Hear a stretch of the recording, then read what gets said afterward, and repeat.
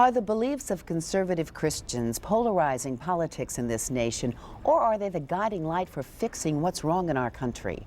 This week on Consider This, the second of two programs on religion and politics. This week, we'll hear from conservative Christian clergy members. Join us.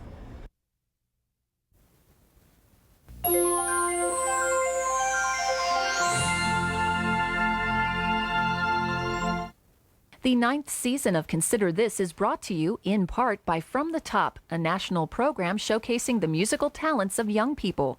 From the Top can be heard on KVNO Classical 90.7 each Sunday at 5 p.m.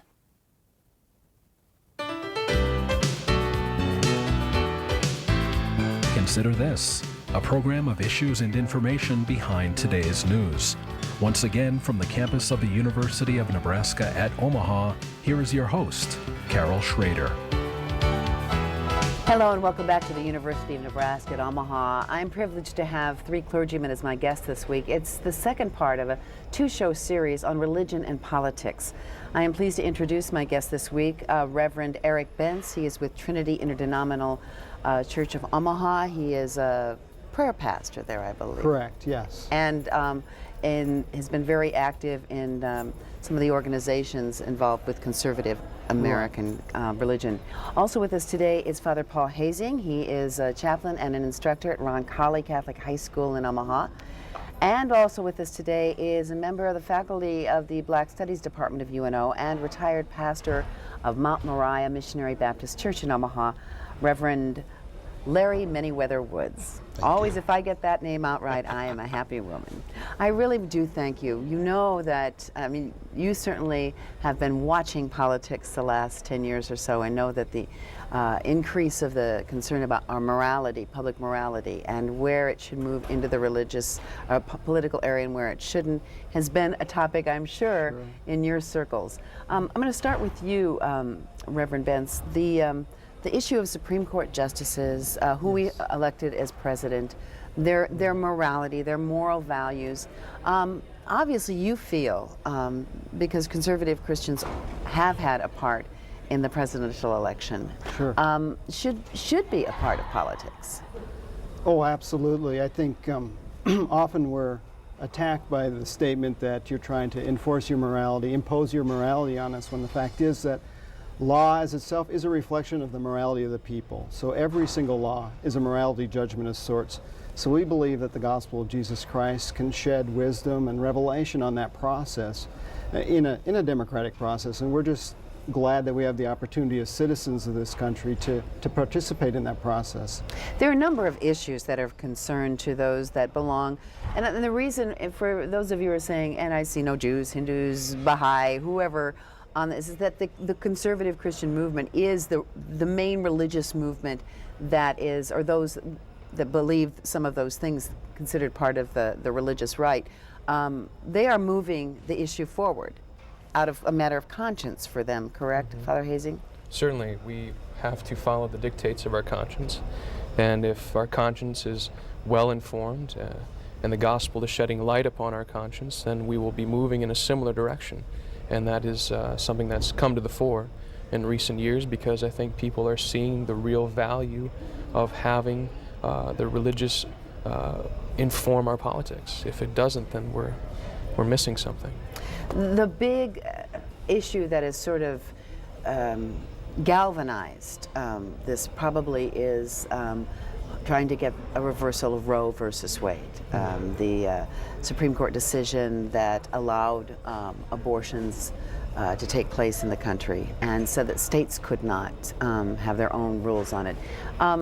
Pastor Manyweather Woods, is a major... No, I don't think that is the major issue that has been promoted by white evangelicals. Let's be perfectly honest. Blacks have joined the movement, but that is not the major issue which America needs to be concerned for. Right. And not even in political circles. It should not be, ought not be. And I think that what it is, the media has made that the major issue. And that's what is frustrating among those of us. And let's get the labels straight. The labels that we give in this society don't really give and do not really reflect the religious belief of the persons. you would refer to these gentlemen as conservative. They would quite possibly refer of me as being liberal, when they don't know one thing about me. And the fact is that if we put the labels where they belong historically, a Christian, according to what we teach, unfortunately, does not reflect conservatism or liberalism. It's supposed to be a balanced judgment. These gentlemen should just be as concerned, and their part and their affiliations should be just as concerned about the continual segregation of this society as they claim to be as far as Roe versus Wade. This is where this hypocrisy comes in at. And unfortunately, this is why we cannot have an America that is based upon the principles of what they said we were founded. Okay, well, I'll go back to that, okay? No. I promise. But the issue of abortion has certainly galvanized a group of people. There you go. That is more. But these are people Okay. who were not involved in the political process prior to 1980. Look at the history books.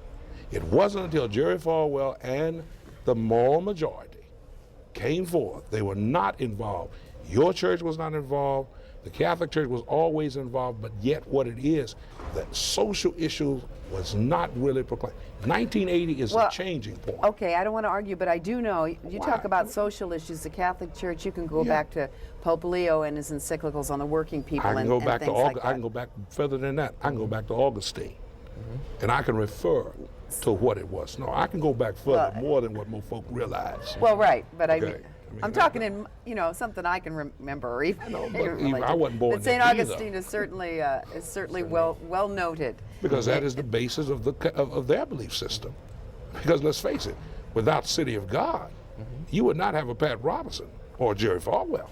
Well, I think he's raising a good point, which is the biblical record. Every single major biblical figure had his day before the king of his time.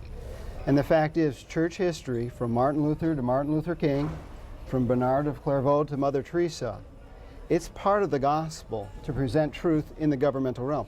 He's right in the fact that the evangelical right-wing movement, however you want to define that, and I share his distaste for labels. And I believe our commonalities are much more than the media would portray. Okay, and I'll do a mea culpa for being a media member. I will do, because I understand that you can simplify things to the point of making them wrong, being inaccurate. So Okay, and I was at the 1978 Washington rally where it all kicked out as a 13-year-old, Washington for Jesus, and we were naive. If we were smart, we would have went to, the social justice people and said, teach us how to engage government in a healthy way. As it was, we thought that we could capture media attention and muscle our way in a sense, moral majority, et cetera, et cetera. We were wrong.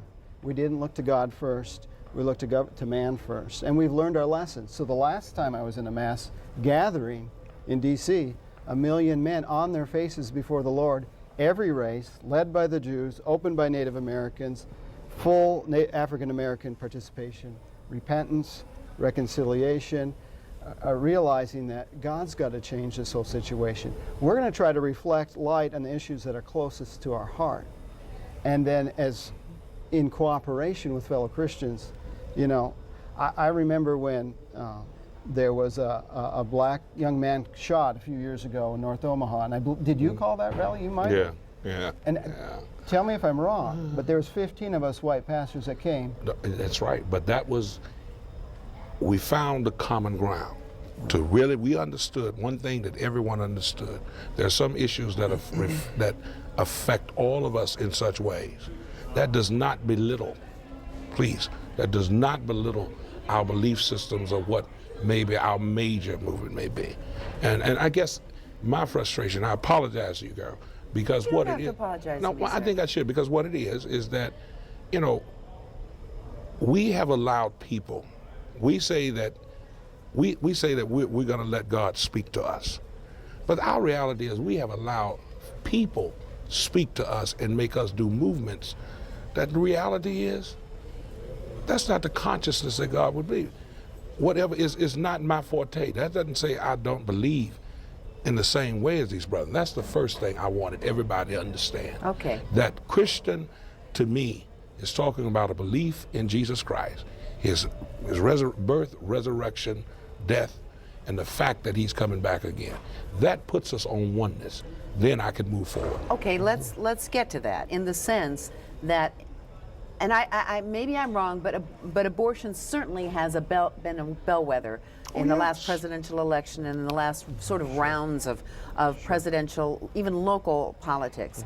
And so, Father Hazing, I know there are those that are non-Christian that certainly have a problem with abortion.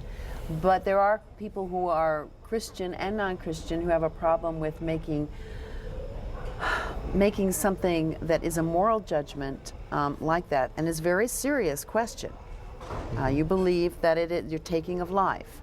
That who don't believe that feel that it doesn't necessarily need to be a concern of government.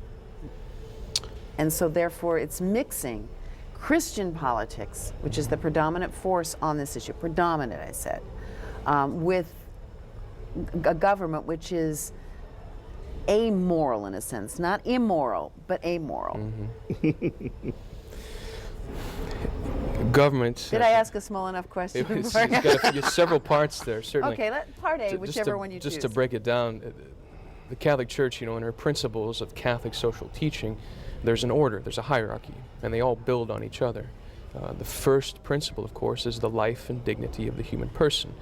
And that extends from what we know from our government. You have this life, liberty, and pursuit of happiness. Unless there's a right to life, unless there is a life that's being protected, and life at all stages is being protected, then our discussion of freedom and the pursuit of happiness is going to ring hollow. And just looking at the sheer numbers of the lives that have been under attack in the last 40 years, since 73, the sheer numbers point to a huge segment of the population that hasn't been protected. And if the government wants to look after its future, it has to be able to look after those who are its future. And certainly, I can't claim a very long history here. I'm born in 76. I wasn't even born before Roe v. Wade. So my generation of Catholics and Catholic priests have seen where if there's an undermining of life at the most intimate level, that is in the mother's womb, then there's going to be the undermining of life and liberty and the pursuit of happiness at all other levels. The repercussions just ring throughout. And so to strategize about where we will go first, where we will teach first, where we will mobilize ourselves first around the abortion issue is just a strategic way of approaching all these other issues. There are those who just want it changed because they believe that it should be changed and don't care about anything like the Constitution. There are others who believe that it was a constitutionally unsound decision in the first place, reading some right of privacy into something that wasn't really there. People I know that are concerned about the separation of church and state, and we need to get into that issue, are not as concerned about the argument that it might be unconstitutional, but that it should be overturned just because it should be overturned from a moral point of view. Right. Well, yeah. Because we do have this thing called the Constitution. Right. And I certainly believe it was a poorly reasoned decision on constitutional grounds alone. It should be, overturned. But I would go back to really the root of the matter, which is government truly an immoral entity? And again, I would go back to history, to Is government a what? I didn't an immoral, like you said, an immoral entity. Yeah, meaning amoral, like no morality. Like religion. The fact is, 90%, 95% of Americans believe that God exists. So government is formed of religious people. It's just a question of what their respective worldviews are. Now, there's 5 ways to handle conflict. You can compromise, you can collaborate, you can avoid, you can surrender, you can impose. And the political process, Jesus used all 5 strategies in his conflict. As Christians, we use all 5. I want to collaborate at a whole new level with my brothers sitting next to me. I want to learn, etc. When it comes to the life issues, I agree with what Father is saying. We really don't have room from our worldview perspective for a lot of compromise and collaboration. Okay, and go ahead. I just like that since everyone has said, I am a person for choice, and I can't help but be that way. Because no matter how you come down to the issue, it's always about choice. With that said, I'm glad the government intervened for a number of reasons. Women were actually taking steps to do things to get rid of life, get rid of their unborn children. We're about that. You know, we act like, you know, I think that sometimes we fool ourselves in thinking that we're so moral and that everyone else is so either amoral or immoral, that we actually have the arrogance to try and make people think, now, if we change this to this, then we no longer have to worry about this.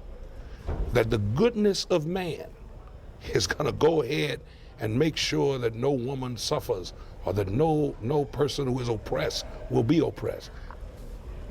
Part of what you said is something I was going to bring up. There is this sense that when you feel that it's implacable, that you have to stick to it, then there is no room for compromise in your way of thinking on certain issues.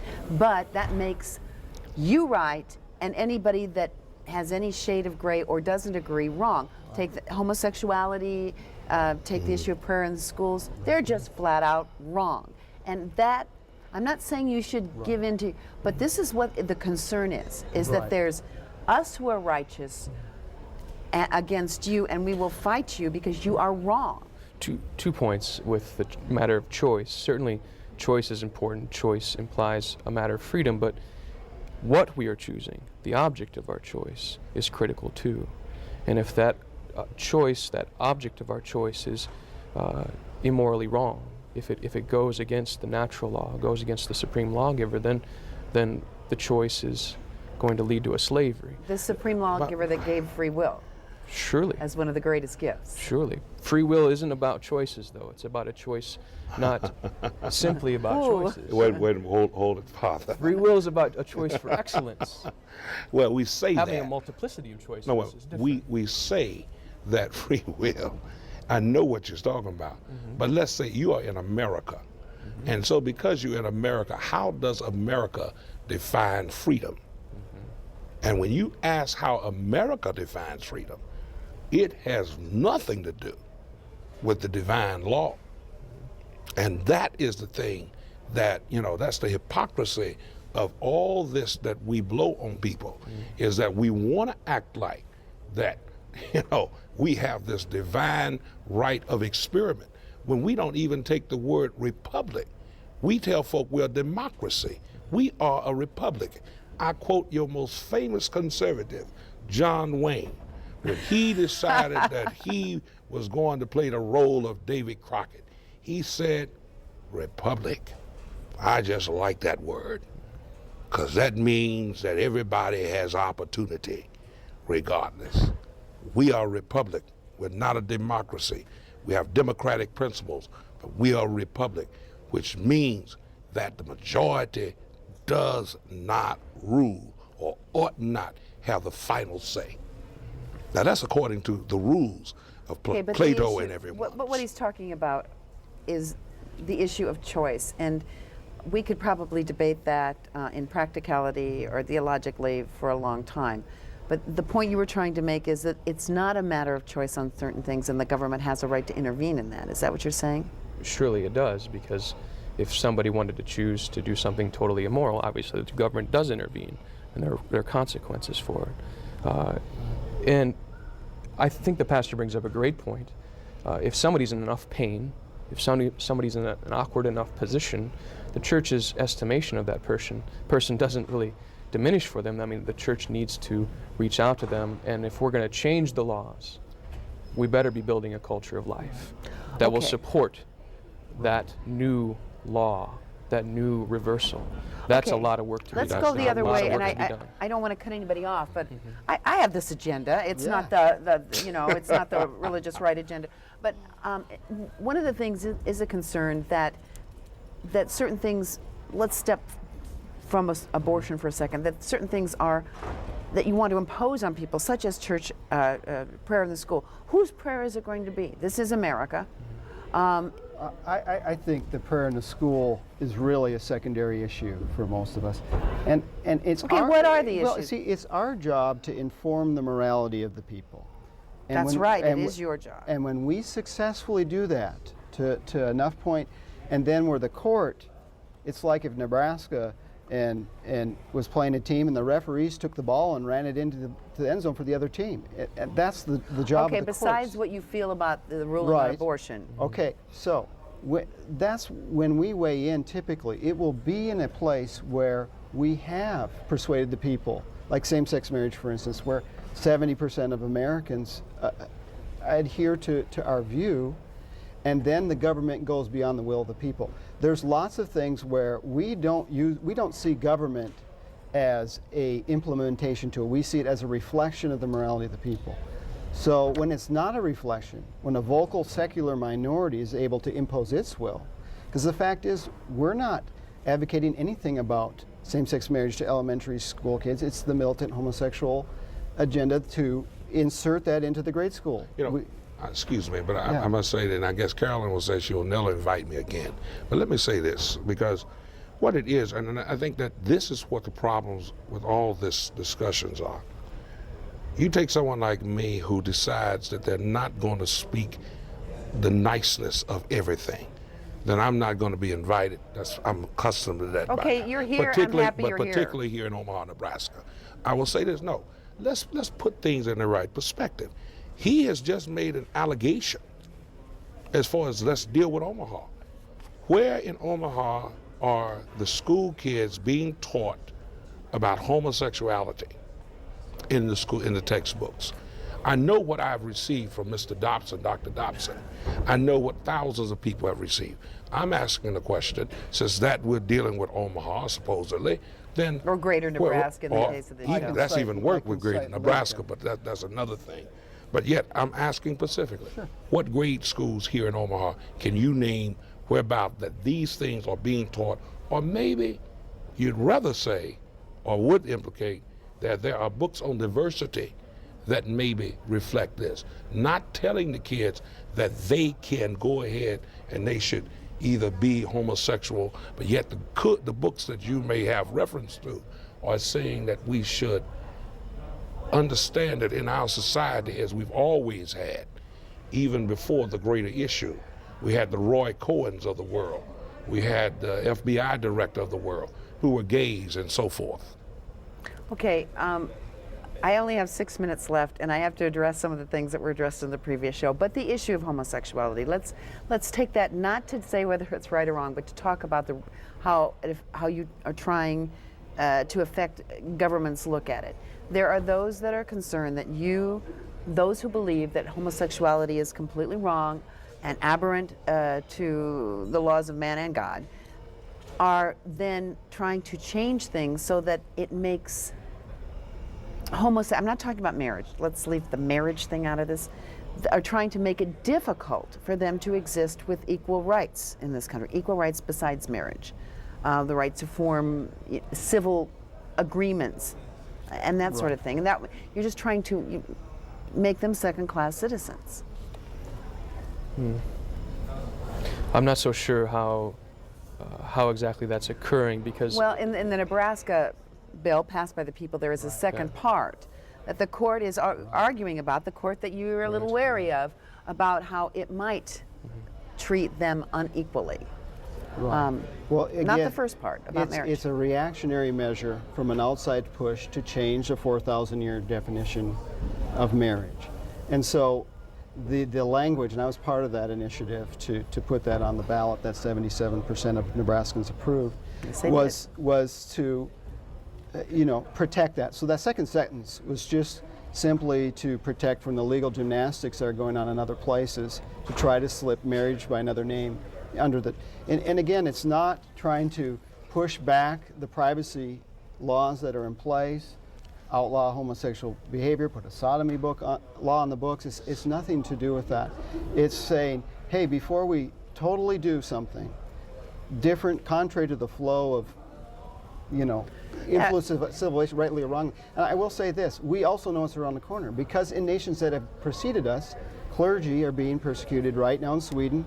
There's one about to be imprisoned for, in the privacy of his own church, reading scriptures about homosexuality. In Canada, I believe there's a bishop that's close to going to jail for the same thing. We know how quickly these things flip. So you were being on the offensive. We're on the defensive. Well, we I mean, felt. feeling that something would happen and that you would definitely be legally on the defensive. Could you tell me, when did we now first let me say this so before the lie gets stole. I know that homosexuality is sinful as other things are sinful. So that's not the issue. What bothers me is with the bill that was passed by Nebraska, is that unfortunately those who passed the bill said this bill will not affect whether or not a company decides that it want to give its employees the same rights. Right. That's what was told. But when this city council, when all of a sudden the police union of this city said they wanted to give the same rights to their couples that were homosexuals, the first thing that the councilman stated was, because of the law that was passed, they couldn't do that. Now somebody lied somewhere. Well, I don't know who specifically. Well, we only have a couple minutes. I can't get off on tangents. Tangents? This is where the rubber meets Okay, it's really not a tangent. Never mind. Bad I'm choice sorry. of words. Okay, I've got to go on here. It's fine. There has to be, though, a natural tension between strong moral feelings, and I'm not just saying Christian moral feelings, and government. There always will be. I guess, where do you, in just summary, where do you say, is there a line that shouldn't be crossed? I say again, there are strategies and there are times when there is a line and there isn't. And it was prophesied in Isaiah 8 that Jesus, and as a result his church, would be a sanctuary and a stone. Often we're a sanctuary, we're bringing in, we're helping, we're addressing the justice issues that I think we need to get together on better. But is there a line to which you should not cross? And sometimes we're the stone. There's no getting around it. Sometimes we're the stone. It's a matter of being strategic with the issues, and certainly those life issues would be primary in the mind of the church.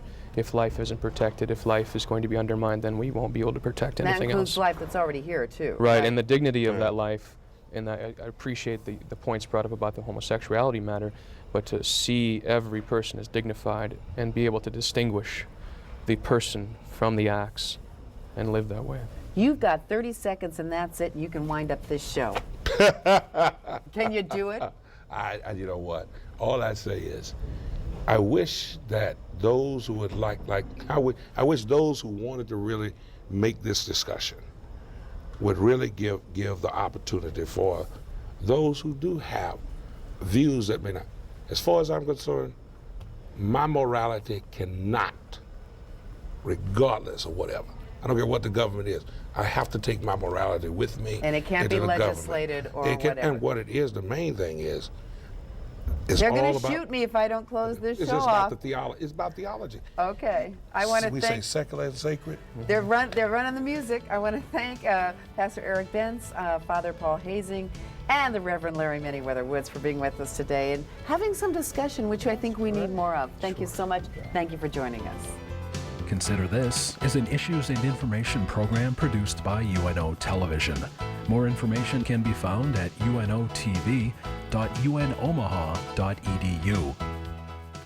The 9th season of Consider This is brought to you in part by From the Top, a national program showcasing the musical talents of young people. From the Top can be heard on KVNO Classical 90.7 each Sunday at 5 p.m.